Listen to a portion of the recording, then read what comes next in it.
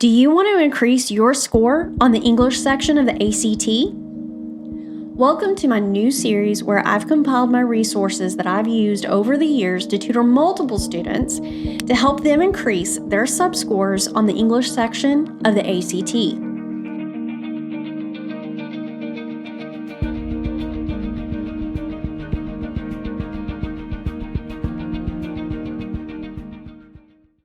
Before we begin the first lesson, take a look at the directions for the English section of the ACT.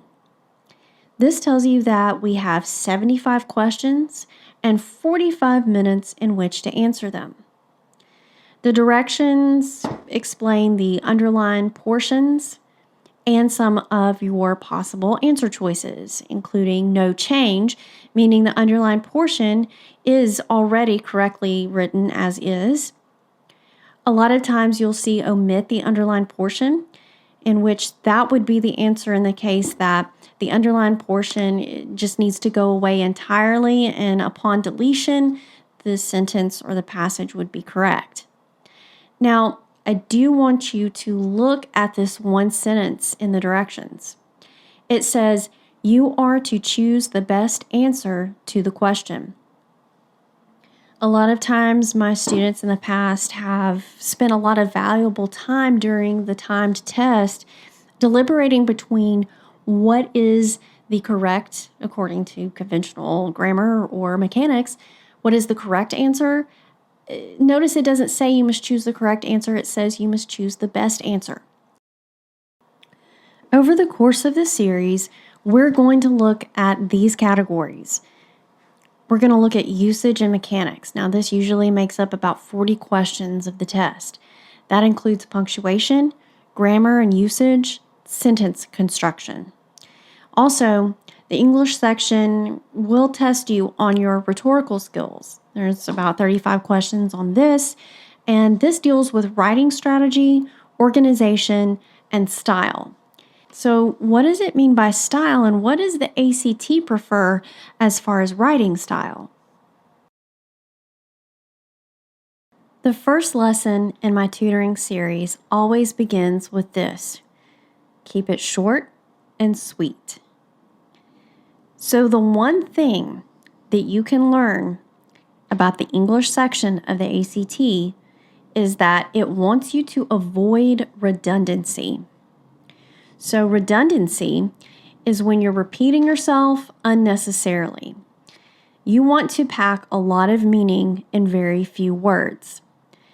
So here's a couple of sentences. So if you said, "My legs are sore because I've been jumping up and down," you're being redundant. Why? Because it's the word, it's the act of jumping. It's kind of a given that when you, as a human being, jump, you're going to be jumping in the directions of up and down. Therefore, saying up and down after you said jumping really is unnecessary. So is there a shorter way you could write that? Yes, you could say, "My legs are sore because I've been jumping." The meaning is still the same, and you've said it in fewer words, and that is like gold to the ACT.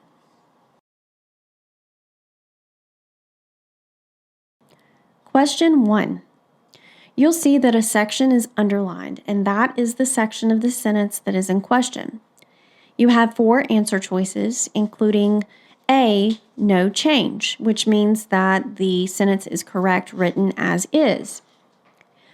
One strategy I tell my students to do is practice reading out loud to yourself, but silently, because as you take the ACT, you're likely in a room with other students, and reading out loud audibly is not an option. But it still helps to substitute each of the answer choices for the underlined section to see what sounds correct to you. If I were to read this question, I would try that as is, so that would be A. On recent ACTs, the shortest answer has been correct and absolutely right for about half of all English questions. Then I would go on to choice B, and I would substitute that. On recent ACTs, the shortest answer has been correct for about half of all English questions. Do you hear the difference? You can also substitute it with choice C. On recent ACTs, the shortest answer has been right, that is correct, for about half of all English questions. Now I'm going to try it with choice D. On recent ACTs, the shortest answer has been correct, absolutely, and right for about half of all English questions. As we consider avoiding redundancy, if we look at the underlined section, you'll see that the meaning of the word correct and the meaning derived from absolutely right are way too similar to repeat. Therefore, I know that A, no change, is probably not going to be the answer. When I consider choice C, it says right, that is correct. Again, I'm using multiple words for one meaning. That's redundant. I can get rid of that, and I can say that C is not the answer. Then I look at D. Again, D does the exact same thing.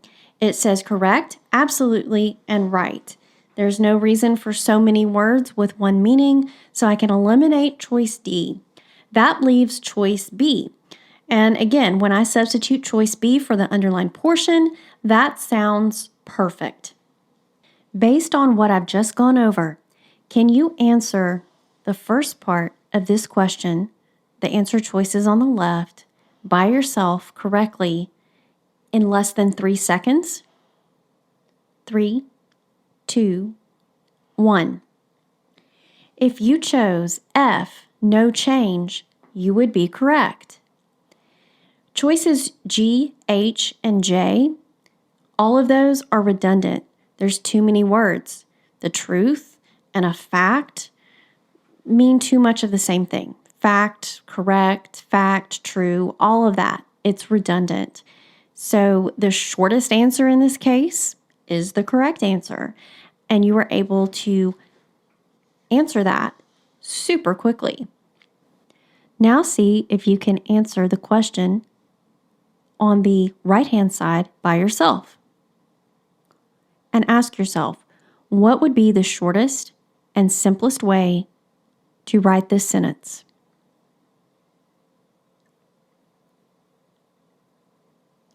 The best way to edit this sentence is to completely remove the underlined section entirely. Choice A, B, and C just add extra unnecessary words. They don't contribute to the meaning of the sentence in any way, and it's really just best to delete it entirely, leaving us with a sentence that reads, "Because this is true, a student who knows no English at all could earn an English subject score of about 15. In choosing choice D, I haven't eliminated any real meaning to the sentence, and it's correct without it. What is the best and most simple way to say this sentence? Question 4. Such a student could compare the choices carefully and choose the single shortest one every time. F, no change. G, singularly shortest one. H, uniquely short item. Or J, shortest one.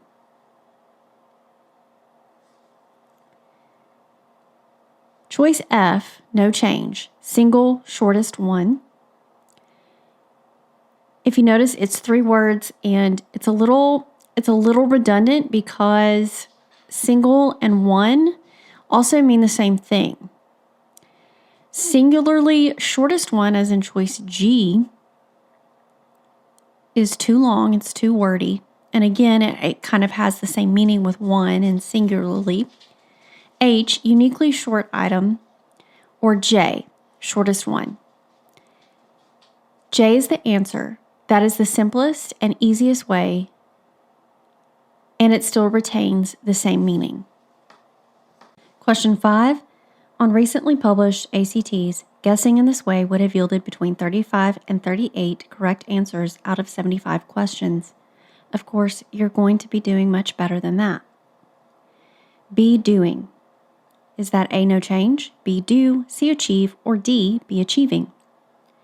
Notice in both answer choices A and D, we have be followed by an ing verb. The ACT is all about using active voice. So we don't need to have this type of verb structure, be doing or be achieving. Instead, let's just use that active voice, that present verb. It's going to be either do or achieve. So now that it's between B and C, what makes sense? Choice B. You're going to do much better than that. Question 6. Just by looking at this, can you answer this on your own? F no change says, are actually capable of speaking the English language. G is very similar and very wordy. H is also very similar and very wordy as well. Actually, if I look at it, H possessed the capability of speaking in the land called England. That has absolutely nothing to do with the topic at hand. We haven't said anything about English as far as a place, England, a country. So we know that it's not going to be H right away.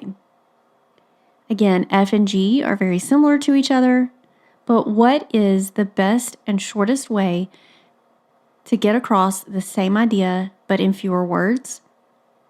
Choice J. You speak English. Obviously, getting the question right because you know the right answer is better than getting it right because you guessed well. Look at your answer choices.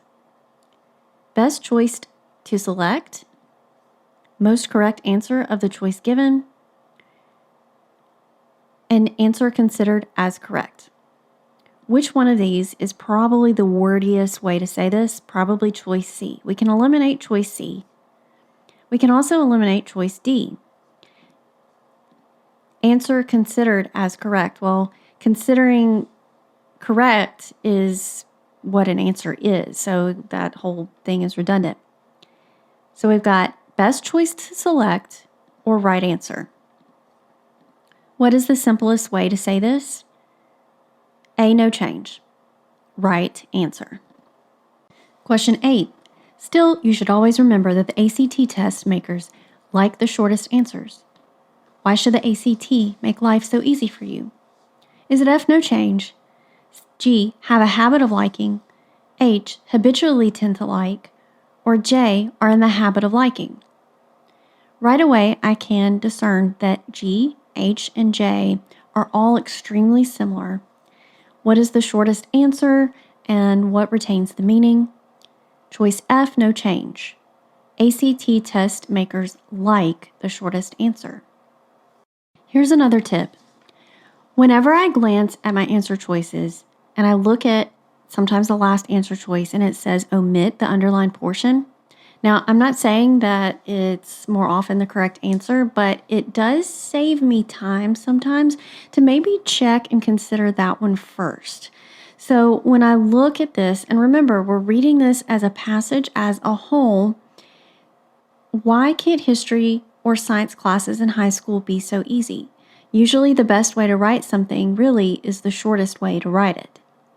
So that underlined portion, ask yourself, is that on topic for that passage as a whole? If you answered, yeah, that's off topic, you would be correct. We just basically need to omit the underlined portion altogether. It has nothing to do with the passage. And the other answer choices, they don't have anything to do with the passage either. So it's very easy to say that D, just omitting that, deleting that entire underlined portion is the best choice. Question 10. Good writing is concise and clear. There are many rules of English, but many of them grow from one dominant principle. Use only the words you need to say what you mean. Is it F, no change? G, clearly better? H, translucent, like clear water? Or J, clear? Thus, it is short and to the point. One of these answer choices makes absolutely no sense.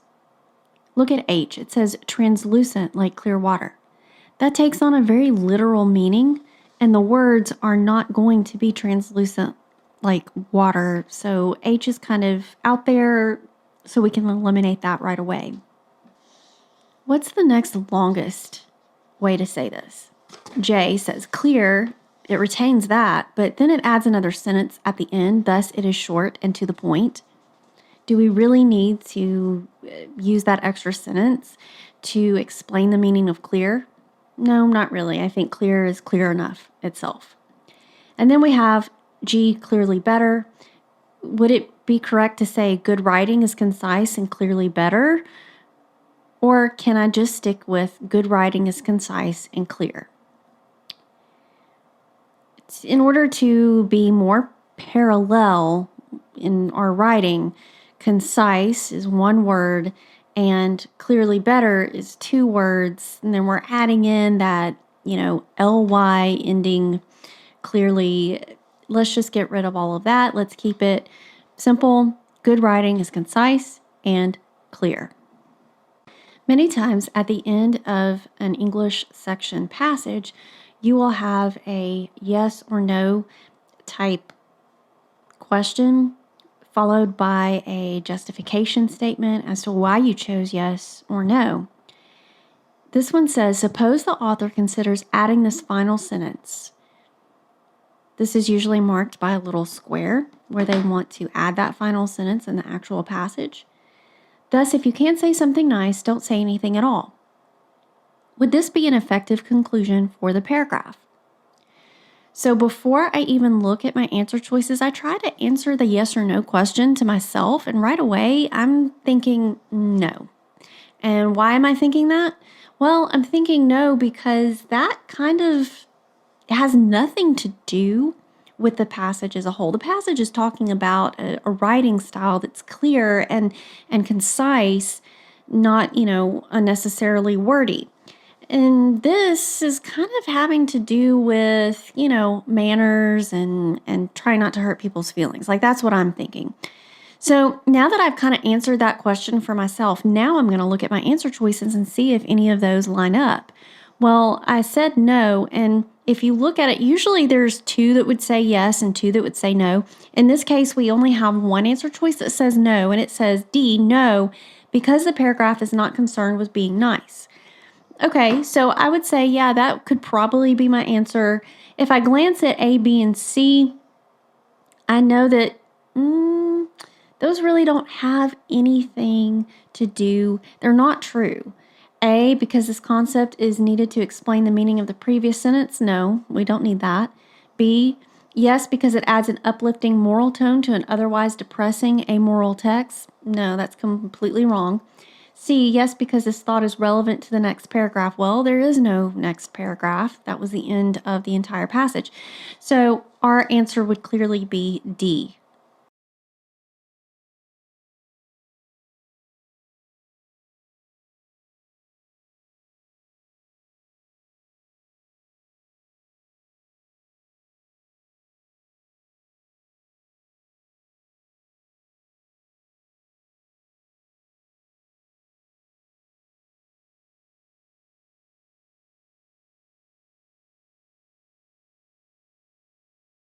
Do you want to increase your score on the English section of the ACT?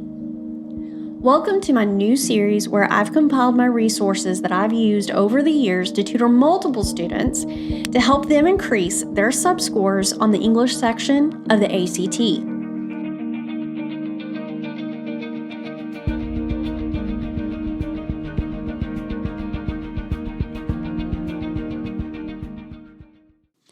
Welcome back.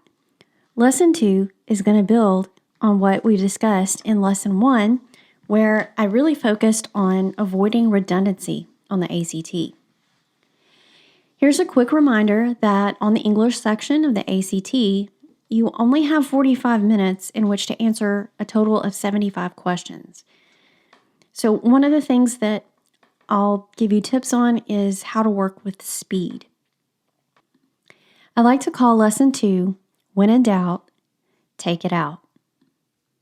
All right, so here's the first question. So the whole passage is going to be entitled, The Oldest NFL Team. The Phoenix Cardinals are the oldest, most long established, longest playing football club in the National Football League, or NFL? Look at the underlined portion. Now, if you were with me in lesson 1, you know that the ACT likes using the shortest, simplest way to say something. So just by looking at this, can you answer this on your own in 2 seconds? 2, 1. What did you say? If you answered B, oldest, you would be correct. Most long established, longest playing, oldest, most long established, longest playing, all of that is incredibly wordy, and we can still retain the meaning of what we need in just the one word, oldest. Question number 2. Look at the underlined portion. 1880s during the 19th century. F, no change. G, 1880s. H, the 19th century. Or J, during the 1800s.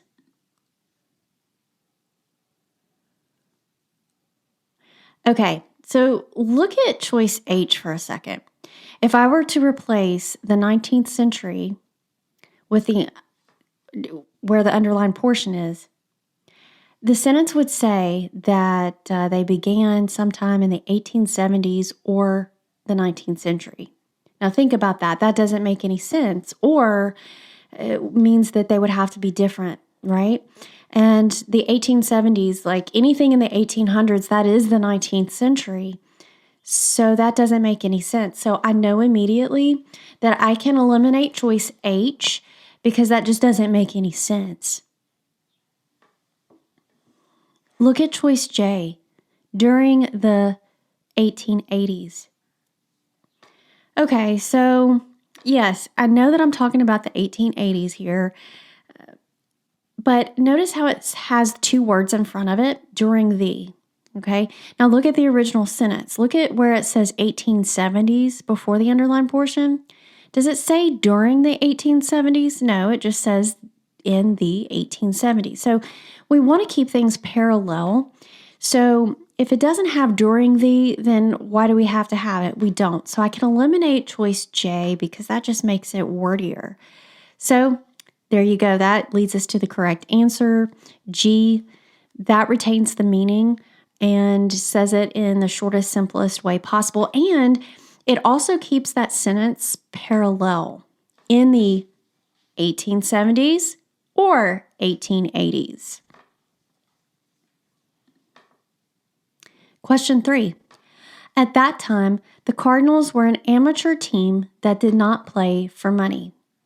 So as we look at that underlined portion, can we leave that there? Or can we replace it with that they were an amateur team that played for the pure joy of the sport, that played on a non-professional level? Or D, omit the underlined portion and end the sentence with a period.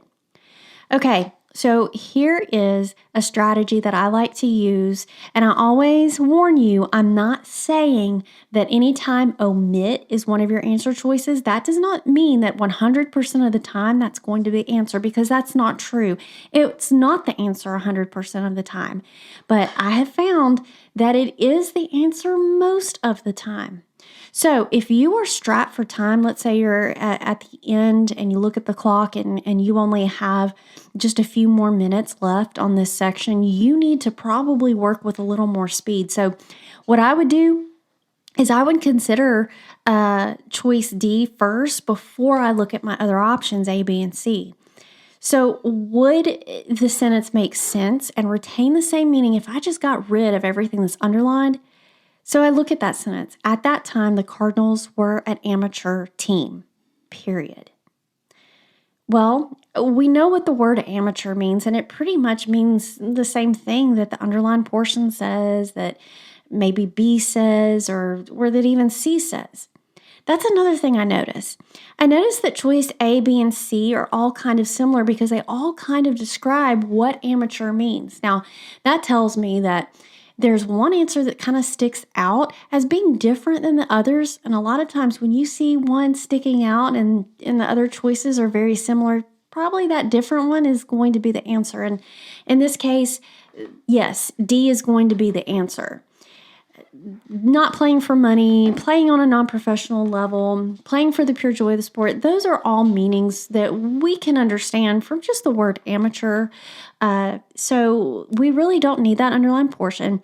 We retain the meaning of the sentence without it.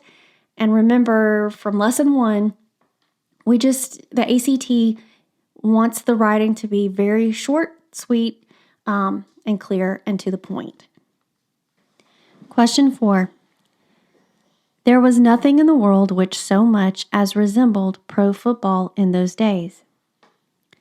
F, no change. G, let's try substituting it. There was nothing anything like pro football in those days. Let's try substituting H. There was no such thing as pro football in those days. And then J, there was not even a dream of pro football in those days. So when I substituted that, which one really sounded more natural and made more sense?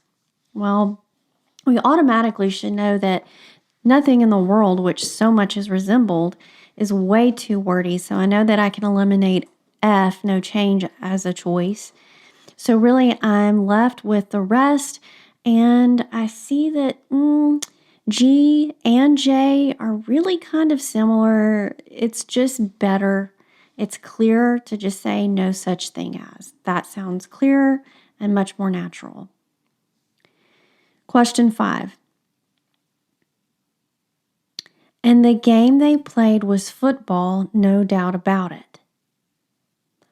Okay, so the whole passage, if you remember, the title of it, it talks about the oldest NFL team.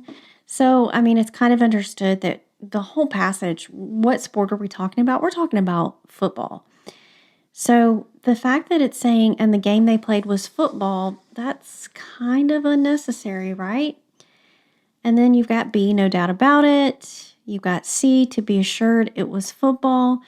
Or D, omit the underlined portion and end the sentence with a period. So does the sentence retain the same value and the same meaning without everything underlined?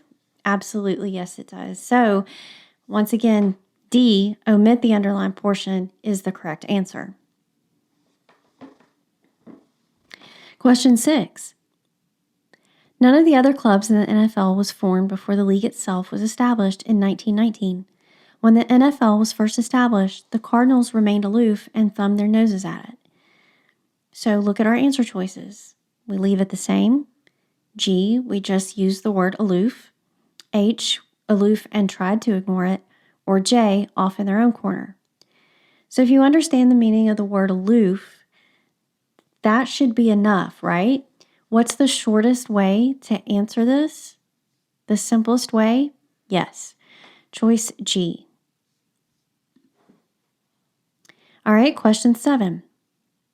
Professional football had a bad reputation, and the Cardinals were greatly prideful of their record as amateurs. However, in 1921, the Cardinals decided to join the NFL. Look at the underlined portion, were greatly prideful. So should we leave it the same? B, full of great pride, C, proud, or D, gratefully proud. All right, so if you're catching on, C, proud, does it retain the same meaning? And the Cardinals were proud of their record as amateurs? Absolutely. And it's the simplest way to say it. Again, the shortest answer in this case is the correct answer. Question 8. They were required to play a game to the death with the Chicago Tigers. The Detroit Tigers are a baseball team. So, do we leave it there? Or do we replace it with G, not to be confused with the Detroit Tigers, a baseball team? H, not the more famous modern-day Detroit Tigers baseball team. Or J, omit the underlined portion and end the sentence with a period. So if I were taking the test, if I were strapped for time, I would probably just think about it and think, okay, look at J. It says omit there in those big capital letters. That's probably what I should consider first. So would this sentence mean the same thing? They were required to play a game to the death with the Chicago Tigers. Okay, so remember, this whole passage is about one sport and one sport only. It's about football. So the fact that it's throwing in, mentioning the name of a baseball team is probably irrelevant. So yes, I can absolutely get rid of that. And look at my other choices. My other choices are really too similar. They're kind of out there in left field, as it were. So again, we need to stay away from baseball. We're talking about football here. And J, omitting it, would be the correct answer. Question 9. Whichever team won would be allowed to stay in Chicago. The other team would have to move. The Cardinals won. The Tigers moved away and soon went bankrupt. All right, look at that underlined portion again. The other team would have to move. Or should I say the other team would be forced to move along? Or the other team would be legally obliged by injunction to relocate their franchise? Wow, that's super wordy. Or D, the other team would be obliged to be moving out. Wow, that's completely unnecessary. Way too many words there. And all of those choices. And the correct answer is that first one right there, no change. It retains a very simple, clear meaning. The other team would have to move. So in this case, A, no change, is the correct answer. Question 10. Ironically, the team that fought to stay in Chicago eventually moved away. The Cardinals were rarely as successfully able to win games or make money as the Chicago Bears, their crosstown rivals. Okay, so the underlined portion, successfully able to win games. Well, I mean, if you're winning a game, you're being successful, right? So that in itself tells us that F, no change, is not going to be the answer because that's redundant. The other choices, G, successful at winning, H, winning or profitable a team, all of that, unnecessary. If I replace it with J, the sentence would read, the Cardinals were rarely as successful as the Chicago Bears, their crosstown rivals.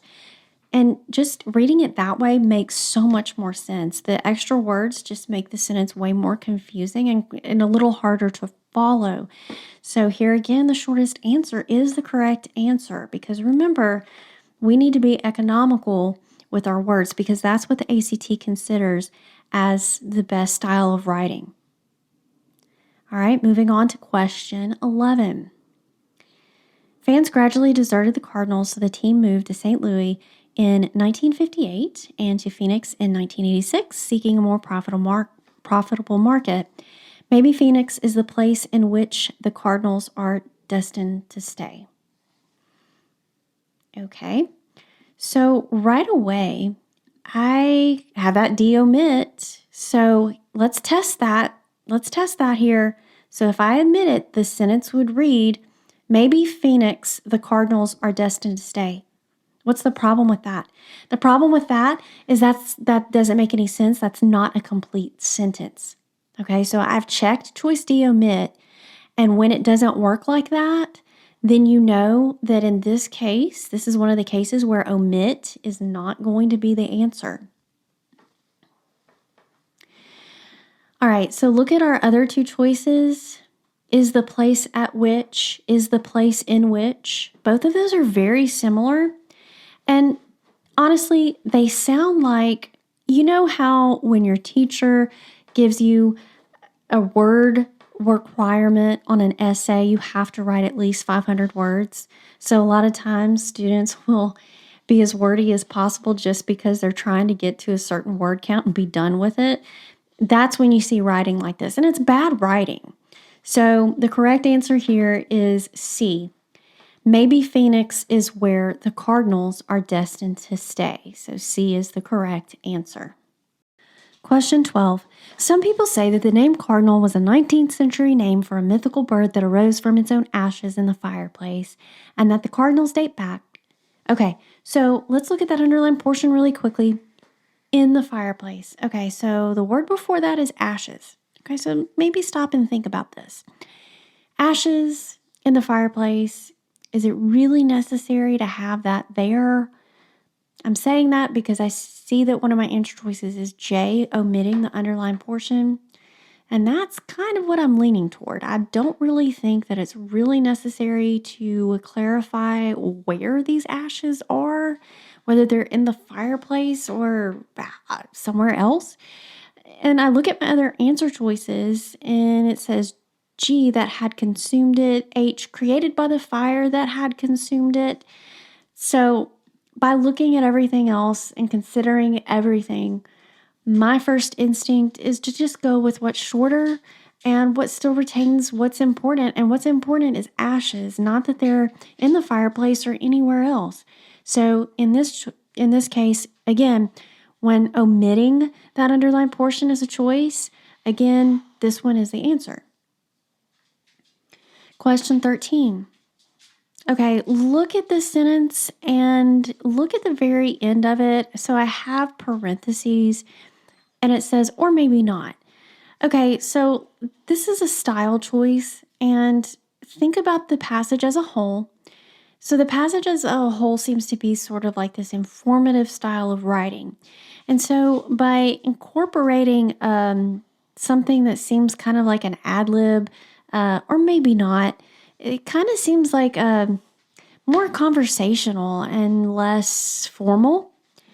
So my first instinct is to say that maybe in this style of writing, in this type of essay, I really don't need to have something like that there.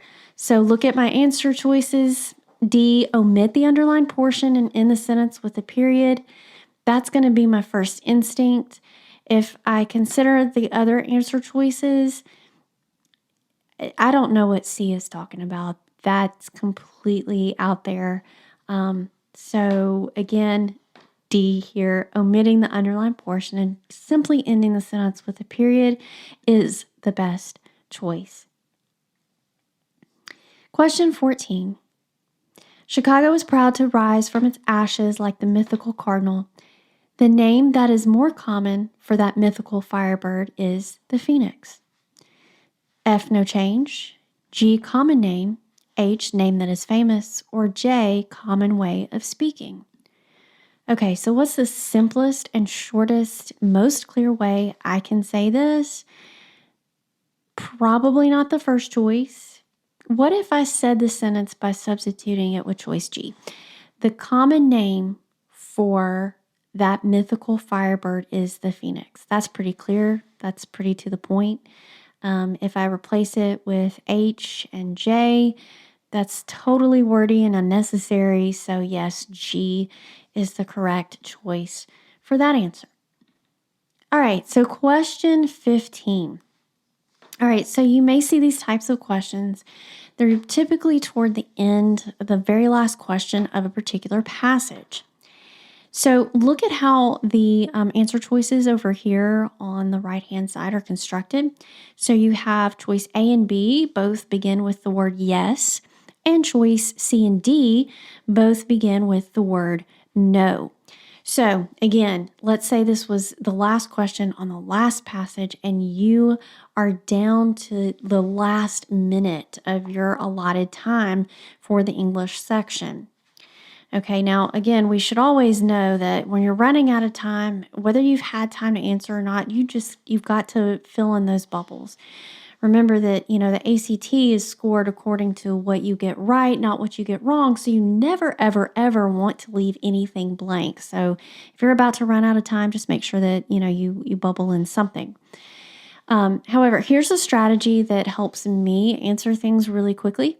So notice how two of them say yes and two of them say no. So I don't even look at anything else. I kind of draw an imaginary line between choice B and C. And I say to myself, okay, I'm going to read this question and I'm going to answer it myself before I look at any of my choices. I'm going to answer to myself yes or no and justify it. Okay, so look at this last sentence of the passage. Chicago was proud to rise from its ashes like the mythical cardinal. The name that is more common for that mythical firebird is the phoenix. So the question is, suppose the author wishes to add a new paragraph at the end of the existing passage, quickly summarizing the history of Canadian football. Would this be appropriate in light of the context and style of the rest of the passage? So without looking at any of my answer choices, I'm going to answer this question with a yes or a no, and my first instinct when I think about it is going to be no. Just by answering a yes or no question, what I've done is essentially I have already automatically narrowed my answer choices down to C or D. Now, if I'm strapped for time, I'm probably not even going to even consider or read choice A or B. So that cuts down some time just in simply having to read that. Now, before I look at what C and D have to say, try to justify the no in your mind. Okay, so I'm saying no because when it proposes to summarize the history of Canadian football, to me, that just is a little off topic. That's off topic to me because I remember the title. The title is the oldest NFL team. So, what does NFL stand for? The National Football League. What nation are we talking about? Well, we're talking about the USA. So, why do I have to incorporate another country, Canada, in this? Also, the different cities that we've discussed in this passage were Chicago. We talked about Phoenix. We talked about St. Louis. We were talking about American cities here. So in my mind, I'm saying no because I feel like adding on tacking on a something at the end about a different country is just irrelevant. So let's look at my answer choices. C says no because the passage does not focus on sports history. Okay, well, I'm not agreeing with that because isn't this passage kind of talking about sports history? Yeah, I think it's talking about, football in the United States and some of the team's history. So I'm really not agreeing with C. So looking at D, it says no because the passage has nothing to do with Canadian football. Okay, so that goes along with exactly what I said before I looked at any of my other answer choices. And so let's just say this was the last passage of the entire English section and I only had 15 seconds to answer. I could, with confidence, put down D as my choice. I didn't even have to read A and B. I didn't have to waste any time reading that. And, just for the sake of, looking at this now, look at A says yes, because it's only fair to mention Canadian football at least once in the passage. No, that's not true. B, yes, because the Phoenix Cardinals now play Canadian. That has nothing to do with anything, right? So yes, D is the correct choice. So I hope that the next time you see a question like this, you use that strategy by answering yes or no for yourself before you even look at your answer choices and try to justify it in your mind. And that's going to lead you to the correct answer so that there's no way you're reading all of this and stressing over it and getting confused and second guessing yourself. Because remember, a lot of times your first instinct is the correct answer. So I hope that these tips helped you. Join me in lesson 3 as we build on what we've learned and we get into a little more grammar. I hope to see you there.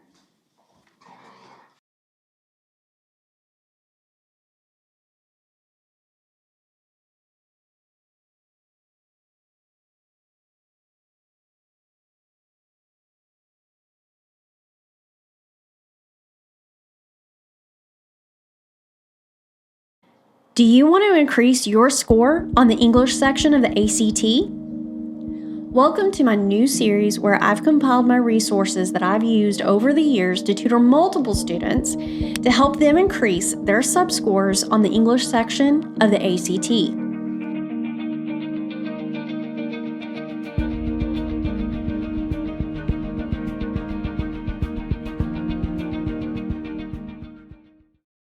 Lesson 3, look and listen. As we go through a practice test, we will review some punctuation, parts of speech, when to use who or whom, and then we'll also touch on subject-verb agreement as well as pronoun antecedent agreement. As long as you know those things, you'll be able to answer these questions correctly. Question 1. Halloween was first celebrated among various Celtic tribes in Ireland in the 5th century BC. Among various is underlined. Choice A, no change. B, among varied. C, between the various. Or D, between various. Remember, you can substitute each answer choice for the underlined portion to listen for the correct answer. So, if we said Halloween was first celebrated among varied Celtic tribes in Ireland, or maybe C, Halloween was first celebrated between the various Celtic tribes in Ireland, or D, Halloween was first celebrated among various Celtic tribes in Ireland. Notice the difference between among and between. If you can distinguish which one of those is correct, then you can eliminate at least 50% of your answer. So when we look at the word between versus among, between usually means we are between maybe two. So there's probably more than just two Celtic tribes in the country of Ireland in the 5th century. So that can eliminate choice C and D.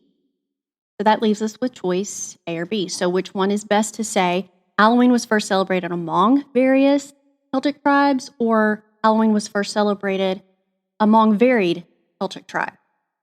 Okay, so what word is different? Various versus varied. So which one of those would be correct to say? You said A, no change. You would be correct. It's correctly written as is. Okay, for question 2, we're going to get into a little bit of punctuation here.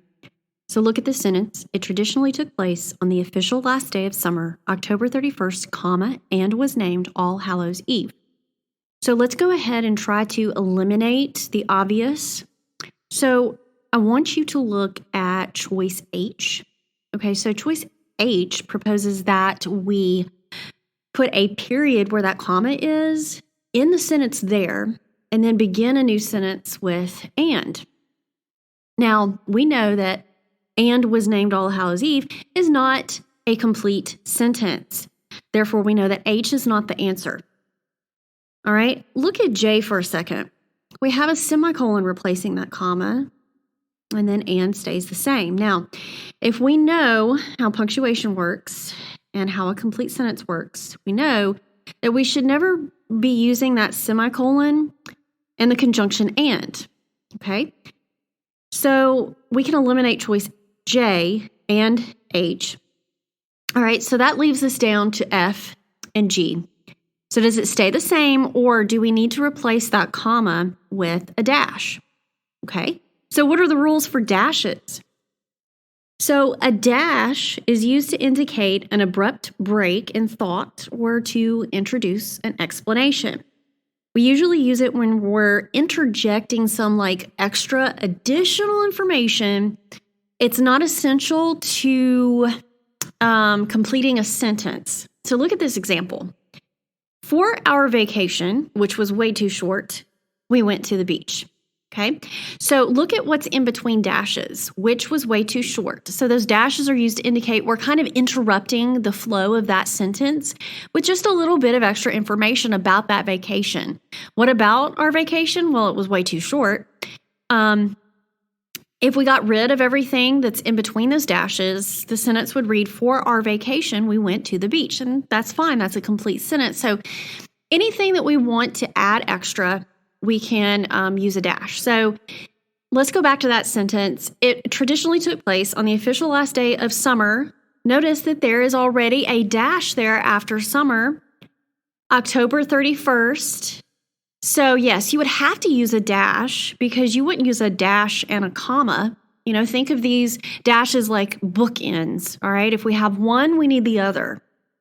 And could I get rid of what's in between the dashes and the sentence would still make sense? Yes. It traditionally took place on the official last day of summer and was named All Hallows Eve. Yes, it makes sense. October 31st is simply some extra, information about the last day of summer because, maybe that's a different last day of summer for that time period or for that part of the world. So in order to add, that extra meaning there, maybe we need to clarify what their last day of the summer was. So the correct answer here is G, okay? So pay attention to when there's a dash. Just remember, they're like socks. You've got one on one foot, you got to have one on the other. Question 3. It was believed that all persons who had died during the previous year returned on this day to select persons or animals to inhabit for the next 12 months until they could pass peaceful into the afterlife. Now, I hope that just by reading that, you could tell that sounds a little bit off. So just by listening to it, and that's what we mean by look and listen, all right? The look rule applied to the dash, that you needed to notice. Well, here's the listen rule. So you should be able to discern just by listening that pass peaceful into the afterlife sounds a little wrong. Okay, so let's look at our verbs here. Pass, okay, in this sense means dying. So that is an action, so that is a verb. Peaceful, okay, so the sense of it being peaceful is describing that verb. So let's review our parts of speech really quickly. So a verb again. Okay, so a verb expresses an action or a state of existence. An adverb describes or modifies, could be 3 things: a verb, an adjective, or another adverb. So look at these example sentences.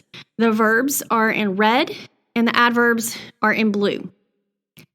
She ran quickly through the field. So ran is the verb that shows the action. So how did she run? She ran quickly. Quickly describes her running. All right, notice how I can have that adverb right after the verb, or I could change it up on the next one. She quickly ran through the field. All right, here I've just switched the order. I've just put the adverb first and then the verb. It still modifies that verb. How did she run? She quickly ran. Now, not always, but many times, adverbs end in ly. So let's go back to our question. Until they could pass peaceful into the afterlife. Well, we know that A is not the answer.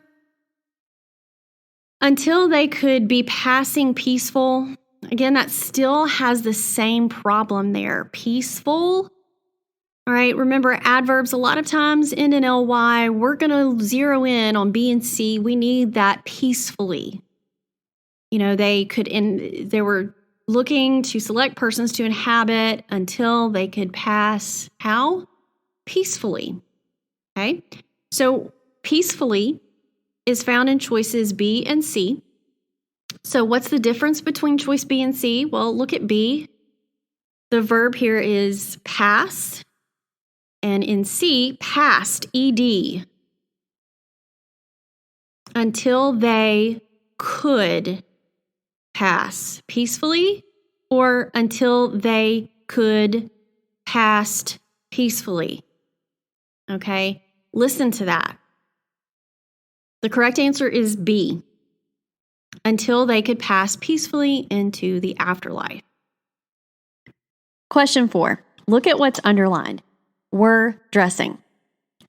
So what should we use here? Should we use the Celts were dressing up? The Celts were dressed up? The Celts dressed up?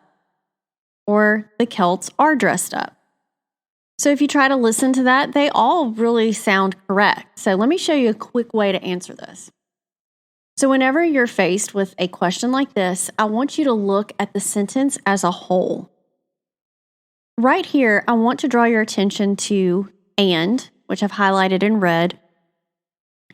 Find the other verbs or verb phrases in that sentence. The ACT requires writing to be parallel. So if we have verbs in a sentence or in a passage, they really all need to match. They need to be parallel.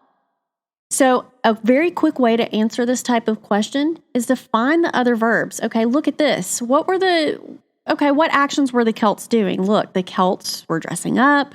The Celts, look what is after and. The Celts tried to make their homes. Okay. So I've bolded the next verb, tried to make. All right, notice how tried, it's ed, it's in the past tense. Do I have another helping verb before it? No. So I can eliminate choice F because if this were parallel, it would say the Celts were dressing up and trying to.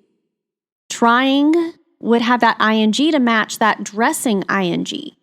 Well, that's why F is incorrect. All right, so look at G, were dressed. So if this were correct, then it would say, and had tried. Well, I don't have that had in front of tried. So therefore, were dressed would not be parallel. So that's why G is not the answer. So I'm left with H and J. All right, so obviously are dressed. Okay, that would be in the present. The Celts are dressed. And are trying? No. So we know that H, dressed, that simple one word past tense, the Celts dressed up and tried. That is what is parallel, and that's what makes H the correct answer. Question 5, you should be able to answer quickly by listening. They tried to make their homes as coldest as possible. No, right away we know that that sounds incorrect. And tried to make their homes colder as possible? No. Tried to make their homes coldest as possible? No. They tried to make their homes as cold as possible. So very quickly we can pick out D as the correct answer. Question 6. Let's look at the underlined portion. It says, any villager whom was suspected of being possessed would be captured, after which they might be sacrificed in the bonfires, a warning sign to other spirits seeking to possess the living. So underlined, we have whom was. Our choices are whom were, who was, or J, who were. So the first thing we need to determine is, do we use who or do we use whom? So as a quick review, who versus whom. Who in red refers to the subject of a sentence or clause. So here's a quick check. If you can replace the word who with he, she, or they, then yes, you use who. Whom, with an M, refers to the object of a sentence or clause. It can be replaced with him, her, or them. So it would be correct to say, to whom should I give my ticket? Because whom is referring to the object. I'm giving this. Who's the object of the giving? Whom. All right, so again, who can tell me the name of the second president? So here's a really quick way that I use. So look at this slide. I have underlined the letter M. There is the letter M at the end of whom, and you can replace it with what again? Him or them. So just match up the M's. Okay. So let's go back to our question. Any villager whom was suspected? Any villager who was suspected? All right, if you said who, you would be correct, and we've eliminated 50% of our choices. So now the next thing we need to determine is which verb should we use? Should we use was or were? Any villager who was, any villager who were. Okay, so that goes along with which of those verbs is singular and which one of those verbs is plural. So this goes back to another rule, subject-verb agreement. So if we have a singular subject, we need to use a singular verb. If we have a plural subject, we need to use a plural verb. So they need to match. You would want your socks to match or your shoes to match. So if I said he was tired, okay, he is one person. That is a singular subject. So I use the singular form of the verb in was. And notice how the singular verb ends in S. That's one of the ways I use to remember that.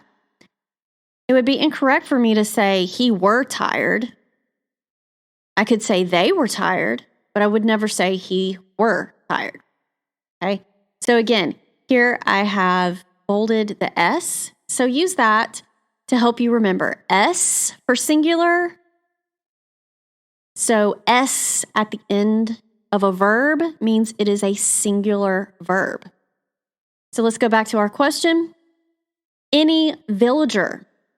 Okay, so any villager, does that mean all the villagers together, plural, or one villager, singular, at a time? So when we say any, we mean one at a time. So that would be a singular subject, any villager, one single villager at a time.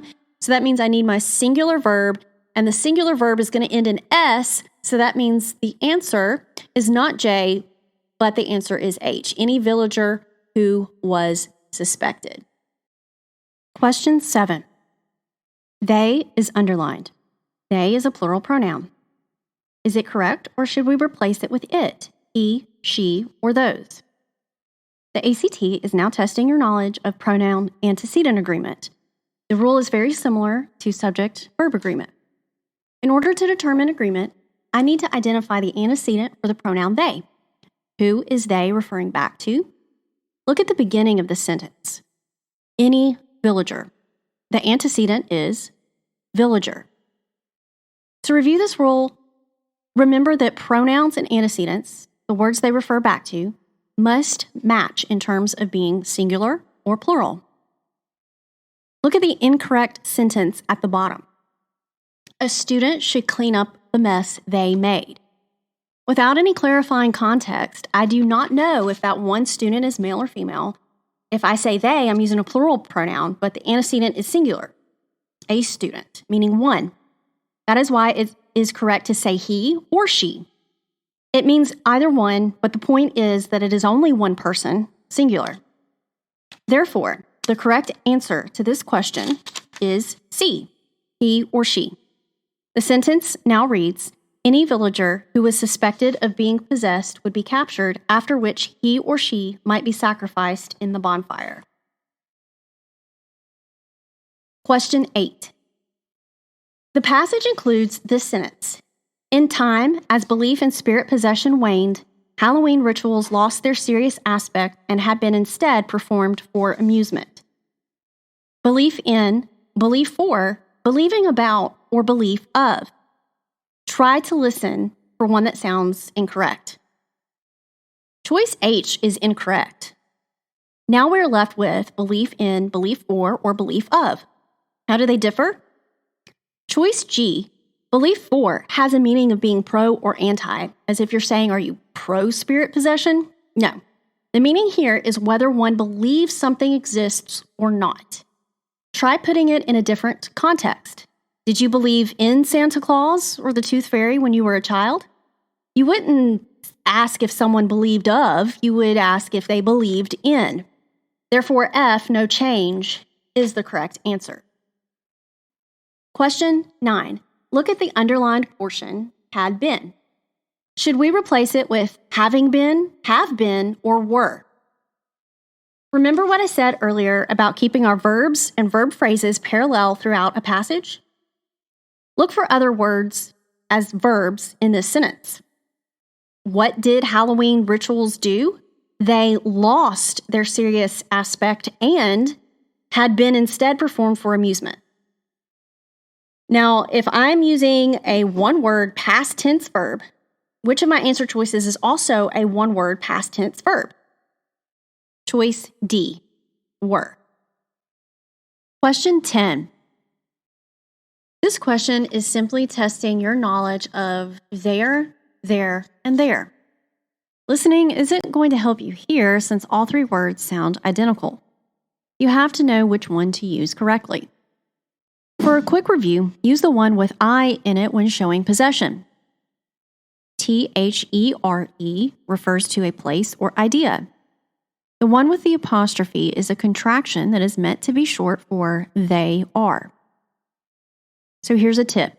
If you're ever unsure of whether to use the contraction, replace it with they are and see if the sentence still makes sense. Let's try that now. Irish immigrants fleeing from the potato famine in the 1840s brought they are Halloween customs to the United States. That doesn't make sense, so choice G is incorrect as well as F. No change since there, the one with I showing possession, is the one we need. We are talking about the customs belonging to the Irish immigrants, so the correct answer is H. Question 11. This question goes back to keeping verbs and verb phrases parallel. Some favorite pranks included unhinging front gates and overturning outhouses. Included is a past tense verb ending in ed. It is followed by unhinging, which ends in ing. Look at the entire sentence. The pranks included doing what to the front gates? Unhinging. Doing what to the outhouses? Overturning. Another ing verb. Only choices A and B use the ing form from there. We determine which is correct by looking at verb tense. Halloween became past tense.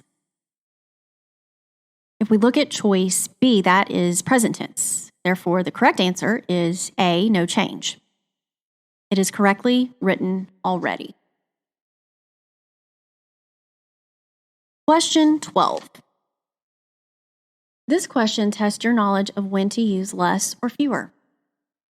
Since there were far less turnips in New England than in Ireland, the Irish immigrants were forced to settle for pumpkins. Here's the rule you need to know to ensure you'll answer correctly. Use fewer to describe countable items. Otherwise, use less. And here's a tip. In general, if the noun is plural, use fewer. If it is singular, use less. For example, fewer treadmills line the floor of the gym. Would you be able to count the treadmills in a gym? Yes. Also, treadmills is plural. There's more than one. Less equipment lines the floor of the gym. I'm not sure I'd be able to count that when equipment is used as the idea of one thing. But back to the question. What are we talking about? Turnips. Turnips, that's plural. Therefore, we should say there were far fewer turnips in New England than in Ireland. J is the correct answer. Question 13. This question addresses when to use an apostrophe or not with the word it's.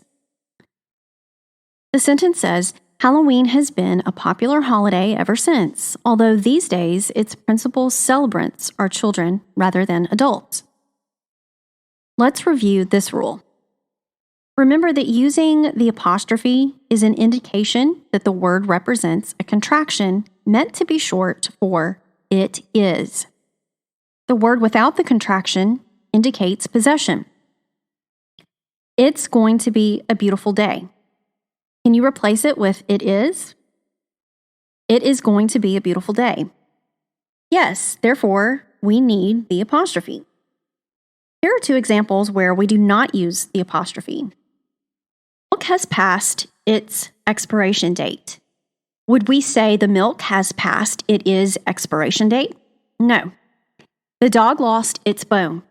Would we say the dog lost its bone? No. If we answer no, then we do not use the apostrophe.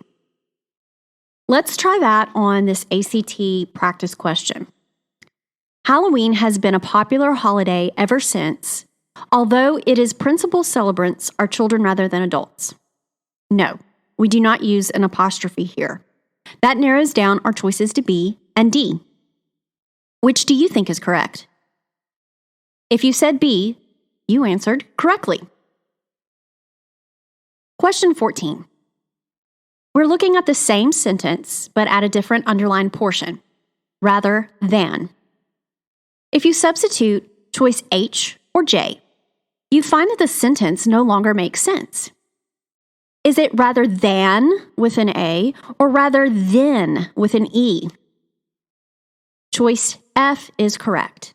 This sentence was correctly written as is. If you've made it to the end of this practice section, great job. We talked about lots of different rules this time. Keep them in mind the next time you take the ACT and watch your English score go up. Join me in the next lesson, but bye for now.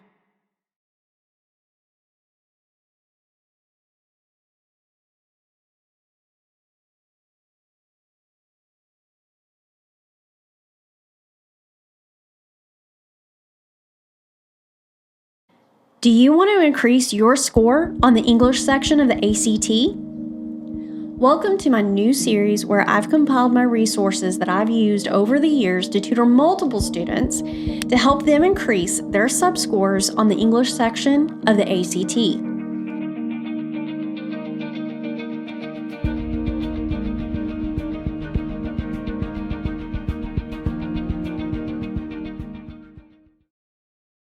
Welcome to Lesson 4. All my lessons build on one another, so make sure you've participated in Lessons 1 through 3 before watching this one. Some of the rules and topics that will be addressed in this practice test section include punctuation, joining clauses, using conjunctions, and more advanced subject-verb agreement. Let's get started.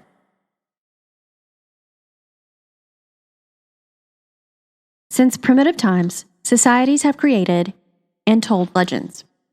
Created, comma, and told. Is that correct, or should we replace the underlined portion with B, created, then subsequently told, C, created and told, or D, created, comma, and told, original? Let's rule out choice B as it is redundant and too wordy. Choice D is redundant as well, because when you create something, it is already understood to be original. Now we just have to determine if the comma belongs there or not. Since and joins together are two verbs, created and told, a comma is not necessary. So choice C is the answer. Question 2. As we continue this passage, the next question proposes that we add a sentence before this sentence, indicated by the parentheses.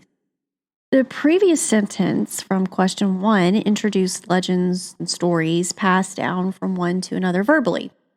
This sentence says, these stories serve the dual purpose of entertaining audiences and transmitting values and beliefs from generation to generation. Question 2 asks, suppose that the author wants to insert a sentence here to describe the different kinds of oral stories told by these societies. Which of the following sentences would best serve that purpose? Here's the strategy I use to help me answer these types of questions accurately and quickly. As I read each choice, I write a word or two summarizing what the sentence does. For example, F says, these myths and tales varied in substance from the humorous to the heroic. I would summarize this sentence as different kinds since it tells about the varying kinds of stories. G says, these myths and tales were often recited by paid storytellers. I jotted down what this sentence says, that this sentence says how the stories were told. Choice H says, unfortunately, no recording of the original myths and tales exists. I put that this simply indicates if and how the stories lasted. And then for choice J, sometimes it took several evenings for the full story to be recited. Now, this explains how they were told in terms of time length. Now I read the question again and circle, underline, or highlight the main point. I need a sentence that describes the different kinds of stories told. So by glancing at my notes beside each choice, I can easily determine that only one sentence does that. Choice F. F is the correct answer. So here's a tip. If you can, use summarizing to help you annotate the text, to help you remember what you read, to find the answer easily and quickly. Question 3. For this type of question, we need to determine two things. Which word should we use, and do we or do we not need a comma after that word? Indeed, however, or although. Which word contains the meaning appropriate for this sentence? Blank today, we have many more permanent ways of handing down our beliefs to future generations. We continue to create and tell legends. Look at these words. So choice D, although. When we use although, it carries a meaning similar to despite. Although today we have many more permanent ways of handing down our beliefs to future generations, comma, we continue to create and tell legends. Despite the fact that we can write and document, we continue to tell stories verbally. That is why D is the correct answer. Question 4.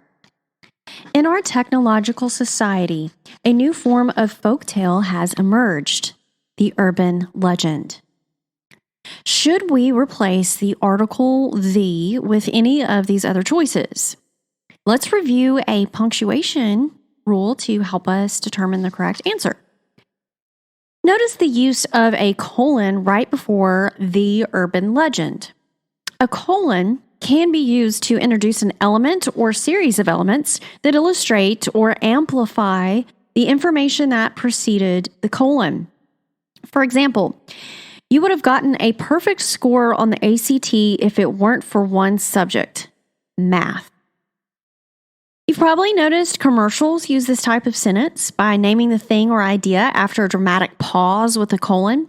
It isolates it to give it attention and maybe even added dramatics.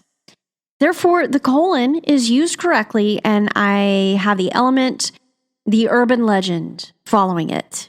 F, no change, is the correct answer.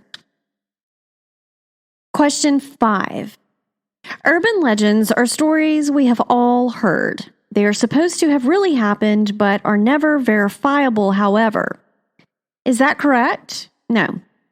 We really do need a comma to separate the extra however from the rest of the sentence. Should we use however, furthermore, or should we end the sentence with a period after verifiable? If you watched lesson 1, you'd quickly determine that the best way to write this sentence is the shortest way. Choice D is the correct answer. Question 6. Again, I'll refer to lesson 1's video. That lesson was all about avoiding redundancy. Look at what is underlined: ending and conclusion. Urban legends have some characteristic features. They are often humorous in nature, with a surprise ending and a conclusion. An ending and conclusion are one and the same, and we don't need to use both terms. So to avoid being unnecessarily redundant, G, ending, is the correct answer. Question 7. Look at what is underlined. Loads it in. Choice B, loaded it in. C, is loading it in. Or choice D, had loaded it in. To decide which choice is correct, we need to look at the context and determine the verb tense as a whole. From the beginning, I note that the verbs that they used include was, killed, and knew. Those are all past tense verbs. This is a story taking place in the past, not in the present moment. So I can rule out choice A as loads it in is in the present tense. I can also rule out choice C is loading it in as well. Between choice B and D, what is the best answer? B, loaded it in. Question 8. As the hunter continued driving, the deer, he was only temporarily knocked unconscious by the car, woke up and began thrashing around. Remember that the rest of the verbs are past tense verbs, so the was verb is correct. Would we, in reference to the deer, say he was or which was? The correct answer is J, which was. As the hunter continued driving, the deer, which was only temporarily knocked unconscious by the car, woke up and began thrashing around. It sounded much better. Question 9 is all about punctuation. Do we need a comma, semicolon, period, or nothing between the words species and people? To determine this, we need to look at the entire sentence.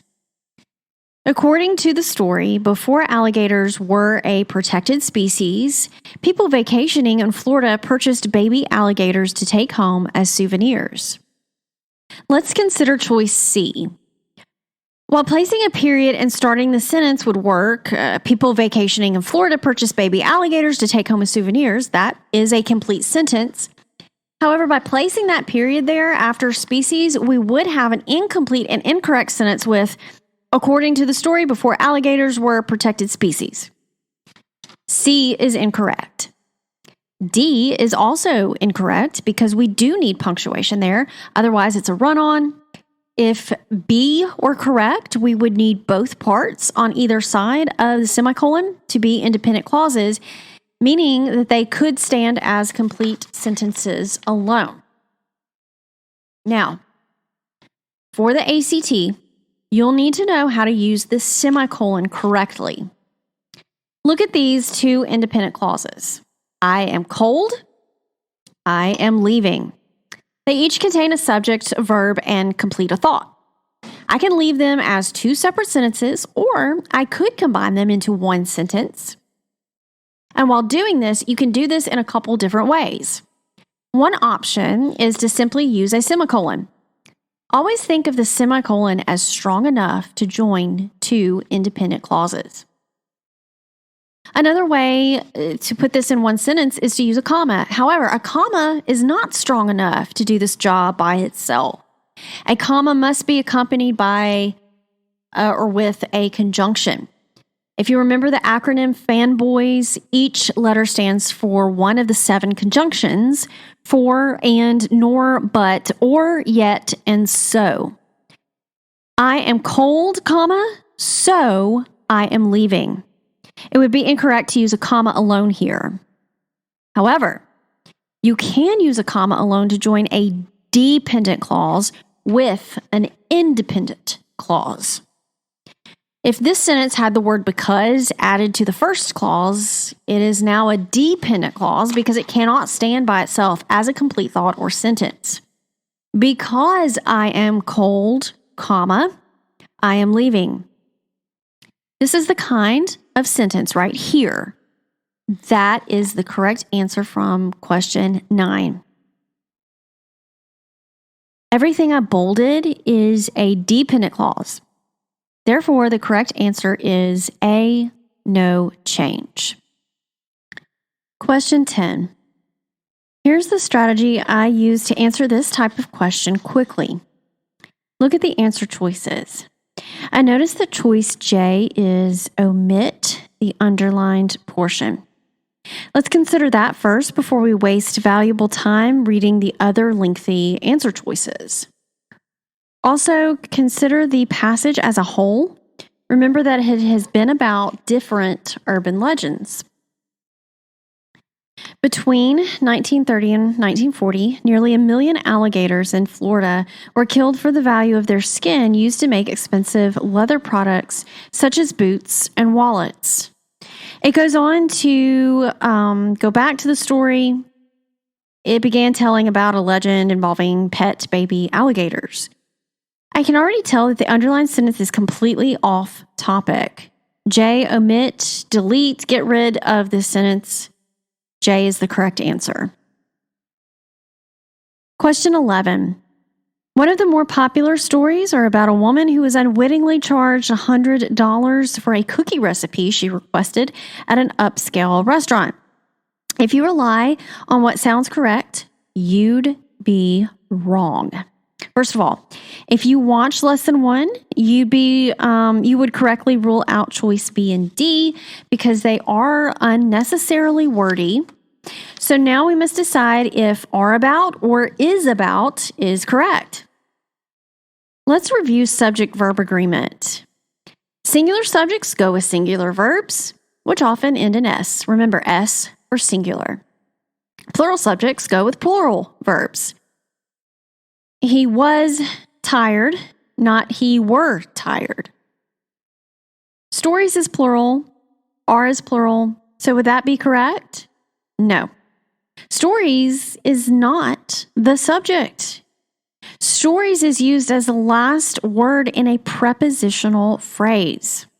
I often tell my students to be careful and put prepositional phrases in parentheses to isolate the accurate subject of the sentence. Of the more popular stories is a prepositional phrase. Ignore it. The subject of this sentence is one. So is one plural or singular? One is singular. You wouldn't say one are about a woman. You would say one is about a woman. Therefore, choice C is correct. So be careful and look out for prepositional phrases that could fool you into choosing the incorrect answer. Remember, if you don't know how to find a prepositional phrase, the first word of it is always a preposition like of or to. Question 12. To get her money's worth, this woman copied the recipe. Woman supposed, woman supposedly, women supposedly, or women supposed to. F is wrong. Now notice G, it says woman, singular, while H says women, plural. We're talking about one woman, so G is correct. Question 13. Notice omit the underlined portion is choice D, so let's consider that first. Although today's technology enhances our ability to tell and retell urban legends, the internet can also serve as a monitor of urban legends. Dedicated to commonly told urban legends, research is done by many websites. According to these websites, most legends, including the ones told here, have no basis in reality. The reason I cannot rule out choice D is found in that last sentence. It says, according to those websites. By saying that, I need a preceding sentence that introduces these websites. So D is not the answer. Let's consider A, no change. The sentence already, I see a problem. It says research is done by many websites. Are the websites actually performing the research or are the people? A is not the answer. So which is written in the best possible way, B or C? B. Many websites are dedicated to researching the validity of commonly told urban legends. This sentence is the best choice. And if you watched lesson 1, you'll remember it's not always about finding the correct answer, but the best answer. Question 14. This question is asking about the passage as a whole. Suppose that the author had been assigned to write an essay comparing the purposes and topics of myths and legends in primitive societies and in our modern society. Would this essay fulfill this assignment? I use a particular strategy when answering this type of question, which I introduced in a previous lesson. Notice F and G say yes, and H and J say no. When you read the question, stop and think before you read the answer choices. You need to answer this question yes or no for yourself. So if I stop and do that, I would say no. I say no because the passage really only gave examples of modern legends. Now, I might want to glance back at the passage as a whole, and the very first sentence does mention primitive times and how they told stories verbally. However, it didn't provide any examples. So the passage mentioned mainly modern urban legends. So now that I've determined that I would say no, I'm not going to waste valuable time, especially if I'm running out of time, reading the lengthy F and G choices. So I'm just going to get that out of my mind and only look at choice H and J. So I'm going to read those. H says no because the essay does not provide enough information about the topics of myths and legends in primitive societies to make a valid comparison. J says no because the essay doesn't provide any information on the myths and legends of primitive societies. Since I've already established that the passage does briefly mention primitive societies but doesn't go much further, H is the best answer.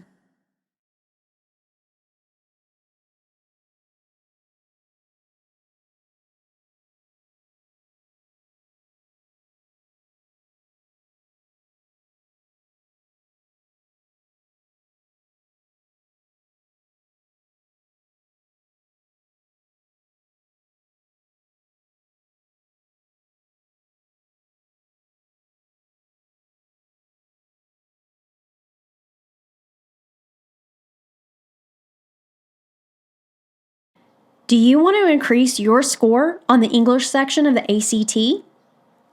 Welcome to my new series where I've compiled my resources that I've used over the years to tutor multiple students to help them increase their subscores on the English section of the ACT.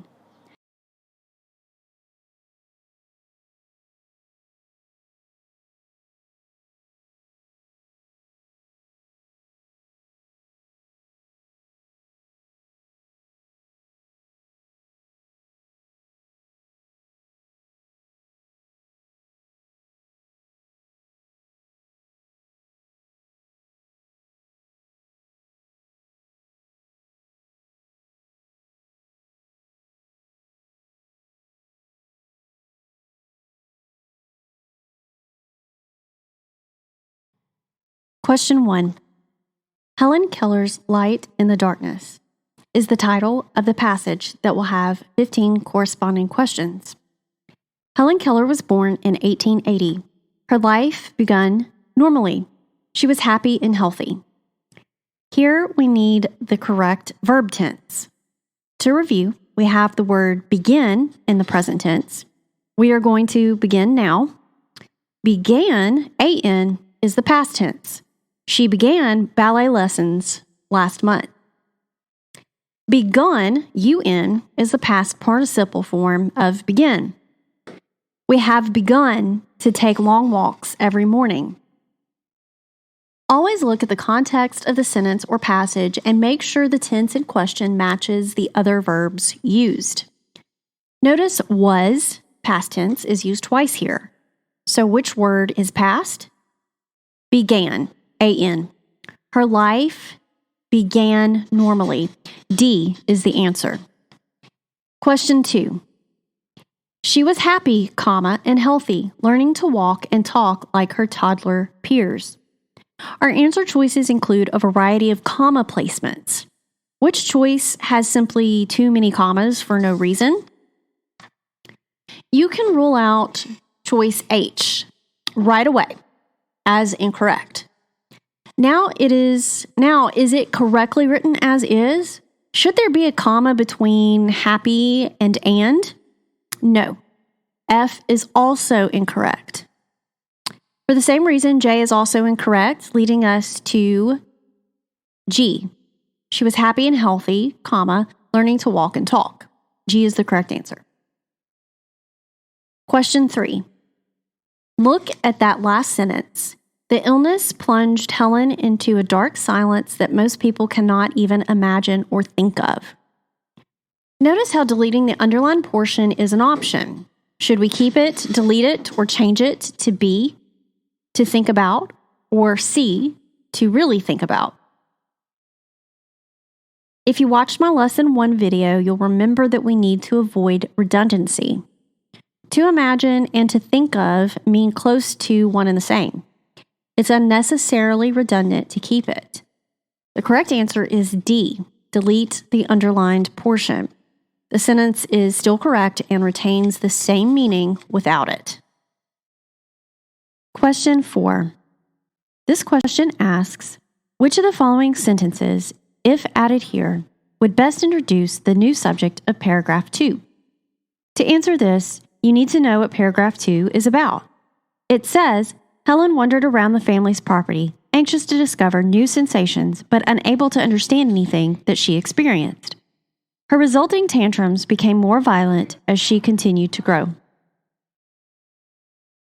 Which sentence could introduce that paragraph? Well, we can probably rule out choices H and J. This paragraph is more about explaining how a loss of one's hearing and vision would result in a lot of frustration, and not being able to communicate one's needs would lead to outbursts or violent tantrums, as the paragraph says.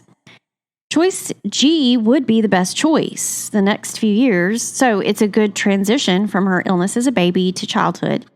Were frustrating for Helen and physically and emotionally draining for her family. Question 5.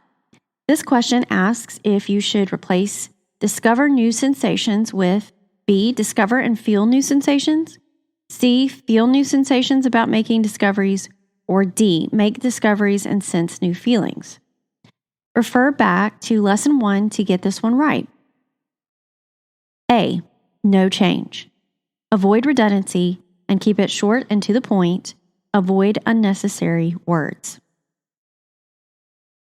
Question 6. Look closely at the use of commas and apostrophes. Use process of elimination. Rule out an answer choice if you see an error. Firstly, F, no change. There shouldn't be a comma between the adjective impaired modifying the noun daughter.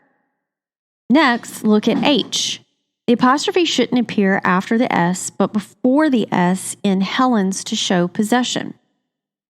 Lastly, in J, you wouldn't put a comma after Helen's and before parents. G is correctly written. Feeling sorry for their impaired daughter, comma, Helen's parents allowed the tantrums to occur with no consequences. Question 7. In a last-ditch effort to keep the increasingly unmanageable Helen from being sent up the state insane asylum, the Kellers contacted the Perkins Institute in Boston, Massachusetts. You should be able to sort of hear and know that that's written incorrectly just by the sound. Did they try to keep Helen from being sent to the state asylum, sent with the state asylum, or sent for the state asylum? The correct choice is B, sent to the asylum. Question 8. Primarily just a school for the blind, comma, its staff had once helped a child who was both blind and deaf. Try to immediately rule out the obviously incorrect choice. What choice is wordy and hard to follow?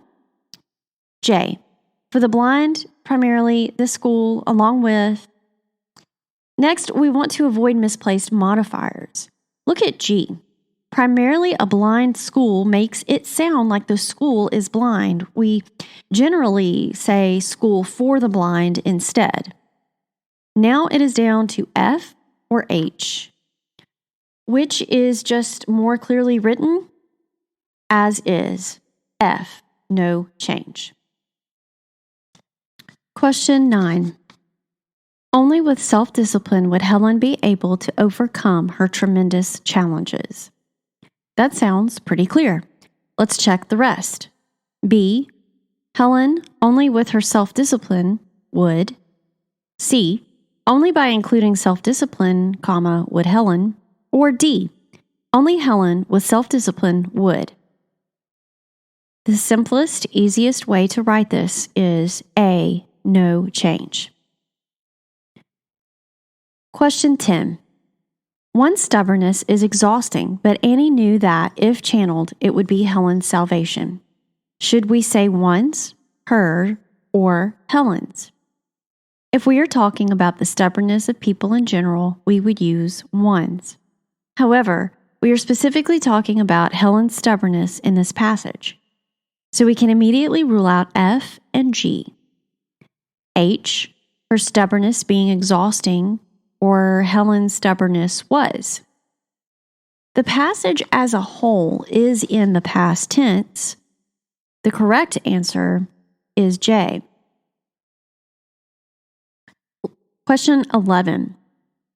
Helen's stubbornness was exhausting, but Annie knew that, if channeled, semicolon, it would be Helen's salvation. In a previous lesson, I went over how to properly use semicolons. To sum it up now, if the semicolon should be there, there should be two independent clauses on either side. While the clause after the semicolon is independent, the one before it is not. A is incorrect. B is incorrect because that would be a run-on. C is incorrect because we don't use a colon there. We use a comma. D is the answer. Question 12. Annie was given permission to take Helen to live in a little house on the opposite side of the Kellers' garden. Which verb or verb phrase is correct? Annie was given, Annie had gave, Annie was giving, or Annie gave. The two that sound correct are F and J. However, the two have different meanings if you consider the sentence as a whole. F retains the meaning that Annie obtained permission to take Helen to live on the opposite side of the garden. J means that Annie was the one who gave permission, not the Kellers, which is the correct meaning. F, no change. Question 13. Initially, Helen continued to fight Annie's efforts, but gradually the girl began to behave. Do we need an apostrophe, and if so, where? Since the efforts belong to Annie, we need to add an apostrophe S at the end of her name to show possession. Therefore, choice D is correct. Question 14. This question has to do with vocabulary, choosing the correct word that fits within the context of the sentence or paragraph. Her constant darkness was suddenly illuminated by this newfound understanding, and her hunger for knowledge became blank. F, repressed. G, excited. H, insatiable. Or J, unfounded. One's hunger for knowledge wouldn't become repressed or held back, nor would it be unfounded. G and H are the better choices. So which is the best? Since the definition of insatiable means impossible to satisfy, such as in the new CEO had an insatiable hunger for success, this word best fits the sentence since it is slightly more precise than just being excited. Question 15. In a previous lesson, I went over these types of questions often found at the end of a passage. Remember that you'll often need to think of the entire passage as a whole instead of looking at just one part of it. This question asks, suppose the writer was asked to write a brief essay about Helen Keller's professional accomplishments. Would this essay successfully fulfill this goal? Here's the strategy I use to save time and avoid confusion. I notice that choices A and B both say yes, but I do not read what comes after. I notice C and D say no. Again, my glance ends there. I try to answer the question with a yes or no to myself before reading the rest of it. Right away, my instinct is to say no because this passage only told of Helen Keller's youth. It did not address her accomplishments in her career as an adult. It told of her birth, illness that led to her blindness and deafness, and how Annie Sullivan was able to teach her how to communicate when Helen was a child. By answering no immediately, I know that I can rule out A and B without using up valuable time reading those lengthy answer choices. Now, look at C and D. Which one lines up with my initial reasoning to justify why I said no? So we do need to read these choices. So C says no because this essay mostly addresses Annie Sullivan's accomplishments concerning Helen. Okay, that sounds very close to my reasoning that I just gave above. D, no, because Helen's disabilities prevented her from having a successful career. That's not even a true statement. So it is most definitely not choice D. So C was the correct answer.